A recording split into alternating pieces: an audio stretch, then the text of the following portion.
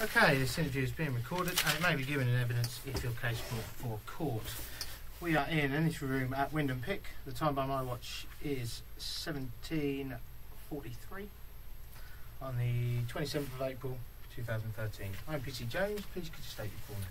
As I said just before, I believe this is my opportunity to speak. Now, I asked you on a previous interview DVD if you were able to confirm a common law oath of office, namely, please don't interrupt me, namely whether or not you did swear an oath before God to Her Majesty the Queen to uphold the common law and respect the wishes of the British people. Now, you were unable or unwilling to confirm this at our previous interview. Is that correct? And then we can carry on. What is your full name, please? I'm commonly known as Tom. Now, as I said, I've just asked you a question, so you failed to answer that. So I can only assume that you're not acting under your oath. All I will say moment, so is, this may, is it okay may to well call be you Tom? fraudulent. Is it okay to call you Tom? Tom is the only correct Okay, thing to Tom. call me. I've already identified myself as PC Jones. I have also shown you a warrant card identifying myself as PC Jones, so I have done what has been asked of you. If you fail to answer any more questions, then I will conclude the interview and take this as your opportunity to be interviewed, and you have refused to do so. So therefore, I will continue, and you've introduced yourself as full name, please. Commonly known as Tom of the Maid of Claver, Thank motor you. sailor. Also present is. And you've refused to acknowledge your common law Sorry? oath of office, Mr. Sheila Jones. Smith. Yes. And also present is Andrew Shearing from Fisher Cowes. I believe this may be fraudulent. Mr. Shearing is here to not to answer questions for you, but to advise you on the legal side of things. We'll call an end to this farce if it's going askew. Mrs. Smith here is Tom, here as Tom. I said Mrs. Smith. Mrs. Smith here is here to act as an appropriate adult. Again, she's not here to answer questions for you. She is here to make sure the interview is conducted fairly and to look after your welfare. If you wish to speak to either of them at any point during the interview, then just say so, and I'll sort that out for you. Okay? Did you want to make reference to the fact you have a written copy of your rights? And obviously Yes. refers to that. Yes. So you are aware of your rights and entitlements as appropriate Yes. adult Yes. and your role Yes. within this interview. Yes. Thank you. I'm not Okay. happy. I'm not happy with it. Are you happy that this man across the table has been reasonable enough to, like, in regards to oaths, or is it? I think he has to question you. Well, it's everyone's right to question the law, though, isn't it? He has to question you, and you must stick to the point. Yeah, but it's always everyone's right to question the law and jurisdiction, is it not? Within reason. Within reason. Okay, if you Well, wish I've to have not been access to any unreasonable. other facilities here, then again let me know and I'll make arrangements on your The behalf. exit door, At the end please. of the interview, I'll give you a notice explaining what happened to the disc. Mm. At this point, I must caution you do not have to Two say anything, discs but it at may this harm time. your defence if you do not mention when questioning something which you later on in court. Anything you do say may be given evidence. I will very quickly explain that caution to you, so I'm happy you understand it. I don't So the first part of understand it, you don't have to say anything, it's self-explanatory. Okay, you can sit there in silence if you wish. The second part of the caution basically means that if this goes to court and you say something to court as part of your defence, which you haven't said in this police interview, then the court may be less willing to believe in it. my And defence, if you could let me finish, and anything you do say may be given evidence, it is recorded, like I say, on disc, and those discs can be played at court as part of evidence. well, they have to be. Do you understand that caution? They have to be. If Do you it goes to understand that court. caution? Now, I just want to respond to this. 'Cause Tom, if you could answer my question No, it's my first. right to respond to a caution. Do you understand the that correct caution? procedure is to. I'm just responding to the caution, okay? Now, my response to this caution that has been offered to me is that the response to this caution is that I've got a man sitting across the table from me who has refused to acknowledge a common law of oath of office, but is claiming to be a policeman, which is fair enough. He's quite clearly a man. He breathes. I bet he even farts sometimes. Not a big deal. I've already We all shown do you it. my identification there. Yes, It's my identification with you my are a name, man who has the Norfolk identified Constabulary yourself. badge. Yes. Also, Yes, I believe you are a picture of constable. myself. I believe you are also a so constable I've done of my the duty peace. to identify Yeah, I myself. believe you're a I constable don't need of to the do peace. anything else. Well, Tom. no, I believe you to be again, a constable I will of the continue peace. this interview, and if you refuse to answer questions, then I'm again happy to I will answer take any this questions. as a refusal. I'm happy to So, answer. Could you ask the three usual clarification questions for the caution, just to make sure we've got understanding? right, what can you do in this interview? What can I do? You think of the first part of the my understanding of what's going on here is that you are a constable of the oath-sworn constable of the peace who is currently proceeding under statute against somebody who is not identified as a person, and there has been a precedent set in the last 3 times that I've been in this police Thomas, area. Again, please call me Tom. I'm going to jump in there again, I don't Tom. call you things that you don't like to be called. Okay, Tom, I'm going to jump in there again. We are here for an interview. Once we can get through this. Are you refusing to be interviewed? No, I'm quite happy to be spoken to. Are you refusing to answer my questions? No, I'm not. I'm just trying to make myself heard. Do you understand this is the my caution, opportunity Tom? to put my side of events across.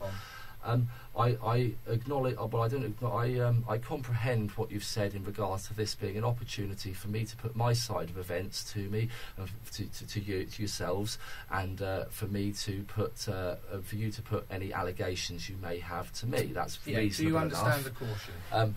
I don't. I wouldn't say I stand under a caution of any kind, but I comprehend what you've said.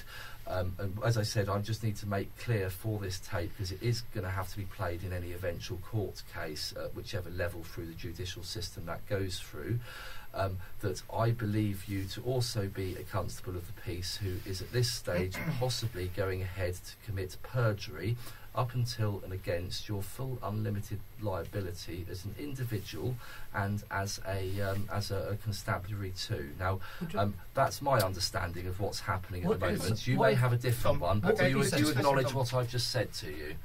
What would be sensible? Do you acknowledge what I've said? And please don't interrupt me. I've just said what I've said. It's on the tape. Do you before Andrew interjects, please, Andrew? Do you acknowledge what I've just said? I don't accept. I know you don't accept, but you've heard and acknowledged it. You've taken it on board, basically. It's only a conflict. Only a conflict. Tom, again, I need to move this interview on, and again. I need to move this interview on. I need to ask you questions in regards to offences for which you have been arrested for. I need to ask you those questions. Okay? If you're refusing to answer those questions and allowing me to move the interview on, then I will take that as a refusal to be interviewed. Okay? And I will conclude the interview. Well, I'm just feeling harassed and bullied. I just want to go home and see my dog. Yeah. Would you care to put the 3 parts of the caution? I just want to go and see my dog. Okay, I've been being harassed and bullied for weeks now. I've tried to get him to understand that caution. I've asked him questions as to whether he understands that caution. I don't accept any of this that's going on. I'm a victim of crime here. I don't see what else I can do. I'm the injured party. One more time. I'm a victim of crime. The 3 parts. The first part being I consider myself to be a victim of crime. Again, you understand that you do not have to say anything. Do you understand that? Well, of course I don't have to say anything. That's right. You understand. Right. You can't force someone to talk. And do you understand that if you if this goes to court, if it goes to court, that's exactly what I said. If this goes to court, do you understand that if you mention something at court as part of your defence, which you haven't mentioned in this police interview, that they may be less willing to believe you? Do you understand that? I believe you. Well, I'm just stating my beliefs, and I can only state what I believe to be true. Okay, and I believe you to be a constable of the peace, namely Constable Jones of Norfolk Constabulary. We've been through that, so we've accepted that, and we've accepted that I feel that perjury is being committed at this stage up until and against the public liability. I will ask you the question again, Tom. If you wish to continue, having been warned of that, you're welcome. Yeah. So please ask me what you'd like to ask. Okay, so do you understand the caution, Tom? I don't stand under it, but I accept what you've. Well, I don't accept even. I acknowledge and comprehend. Well, I comprehend, I suppose. Sorry, all this stressing and bullying me, interrupting me. I'm just asking a simple question whether you understand the caution. As I said, I don't stand under it. I comprehend what you've said, and that this tape could be used in any eventual case in a court of law. So how can the court hear about what happens in this interview? Well, they can have the tape played in the courtroom, of course. Okay, right. And you understand that if you say if this goes to court and you say something to court as part of your defence, which you haven't said in this police interview, you understand that the court may be less willing to believe you. Do you understand that? I do, yeah. So we still haven't asked me to identify myself. And I think I have commonly known as Tom. So you've been arrested on suspicion of 2 counts of affray, 2 counts of criminal damage, possession of cannabis. The reason for this interview is to establish the facts That's why I said suspicion. The reason for this interview is to establish fact and obviously give you an opportunity to give you an account. Now, before we proceed, I will further arrest you on another offence on suspicion of criminal damage on the 27th of March, and also on suspicion of fraud by false representation. All right, and obviously you're still under caution for back. 27th, what was the 27th March? Sorry. Yeah, they keep changing the Okay. dates. And So what we'll do, we'll try and break it down because there's obviously quite a lot there. Sorry, Mr. Jones, It's it just not really. confused me somewhat. I thought this gentleman's already under arrest for the 2 criminal damages, Yes. and you've said you're now arresting him for a further Well, no, one. Yes, that's correct. So it'll be 3 criminal damages. Yes. Oh, apologies. Yeah, I found it. Yeah, to the window. Okay, so there's obviously quite a lot there. So what we will do, we will try and break it down individually. All right, so then it's easier to go through. Okay, so the first incident we're talking about happened on the 5th of March on Cricket Ground Road. We had some damage to some parking signs and some graffiti. Now, Tom, what can you tell me about that? I haven't got any clue, to be honest. Not a Scooby-Doo, as the saying goes. Although I need to know a bit more about this. Is there a cost to any of this damage? Yes, there is. That's otherwise I wouldn't be asking you the question. What was the cost to this? I Because I don't don't know know off anything the top of about it. But so you don't know I'm just anything curious. about it. So where were you on that haven't got a time and Scooby- date? Where were you on that date? I was probably in London because I've been house hunting and looking. I've mostly been in London, to be honest, or I've been out on my boat. Cause Who were you with on that? Who was I with? I honestly can't remember. I see a lot of people. It was a while ago now. I've been through an awful lot of stress recently, and I honestly couldn't confirm sort of anything really. I couldn't really honestly tell anyone or know. You don't know where you were. Do you know Cricket Ground Road? A very long time ago, I used to live there, but it's not Right. really on the way to anything as far as I'm aware. So I don't see why I'd have gone there. But yeah, don't really have a Scooby-Doo. Okay. Where, is it close to you? Is it close by? Cricket Ground Road. Yeah. It's off of City Road. It's not that far away, but me is wherever I tend to be at any given time, and where I've tended to be is as far away from Norfolk as possible. Okay. Of late, Have you damaged any signs, any parking signs at that location? I don't believe I would have caused any damage to anything. You don't believe, or you don't? Yeah, I mean, I don't know if it was ever determined that I did and I'd forgotten about it for any reason. But you certainly can't remember. Is that correct? If it was ever determined that I had actually damaged anything, I don't keep a diary unless I'm being harassed, which I am now, so I am keeping a diary. Okay. But basically, if that did take place and I've sort of misremembered it or something like that, of course I'd pay for any damage if it was proven, but I'm not aware of anything. I'd have to sort of have a look and see exactly what's going on, work out costs, and it's all a bit complicated. Have you written any graffiti on any of the walls of the block of flats? Have I written graffiti? What do you mean by graffiti? Is that written words on the wall? Words Using paint. Oh right, I don't know. Well, graffiti it's a very general sort of statutory term. I wouldn't say. Okay, I shall reword it. Have you written any words on a wall? Have I written any words on a wall at Cricket Ground Road? Not to my knowledge. I wouldn't have thought that I would have done. I mean, other people do write things on the wall occasionally. I think the Pink Floyd wrote a song about the wall actually.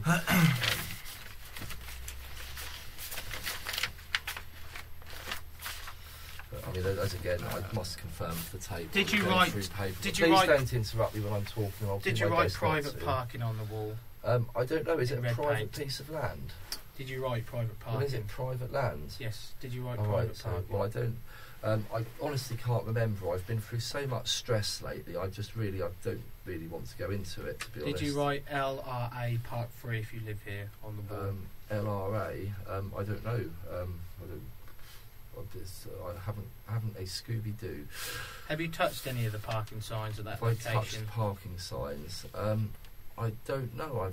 I've really so much has happened in the last sort of month or so in regards to me being spirited away to this hospital after my ear was nearly bitten off by the dog, and it's quite clear I've had a bump to the head, but the hospital tells me I'm okay, and you really can't expect me to sort of keep track of every little coming and going of my private life. Okay. So I really don't know. Is there any reason why there would be a fingerprint? Really don't know. On one of those signs? I don't know. It has been well documented that police forces are sometimes corrupt and they sometimes fabricate evidence. So I really don't know. But can you give me any reason why your fingerprint is on that sign? I don't know. I haven't seen. I've never really sort of investigated my own fingerprints. I'm not a qualified forensic scientist. I appreciate that. Can you give me a reason why your fingerprint is on there? I haven't seen any evidence to suggest that. I don't really understand or get what you're trying to get at. I'm asking you. There is a fingerprint, right? Which has been identified. I need to go through this. Just let me finish, Tom. There's been a fingerprint identified. I think you're proceeding let under me finish again, Tom. Against there is a fingerprint that has been identified as yours that has been found on one of the damaged parking signs. Please, can you account for that fingerprint? I can't account for my fingers. I mean, I don't know how much these parking. I don't know anything about parking signs. I don't really. I don't have a car. I don't do parking. I have more boats up in places. So did you damage the parking signs at that location on that date? I can't confirm or deny anything. I haven't got a Scooby-Doo. I've had a bump to the head. I've been being harassed for the last 3 weeks. I miss my dog, and I'm very upset at the moment. And I've been lied to. Did you write words on the wall? And I've got email documentation that I've been being lied to by this constabulary. I've got a man here that's not even prepared to like confirm whether or not he's sworn oaths. I think I'm being defrauded, in honesty. But I really can't. I don't really feel like. Did you see anybody? Have you seen anybody else writing words on the wall? I haven't seen a thing. Right. If I did see anything, I wouldn't be at liberty to. I feel I'm being defrauded at this stage because I've got a man sitting in a room who won't identify himself correctly as a constable or confirm things, and I feel what's happening at the moment is perjury. It's a bit like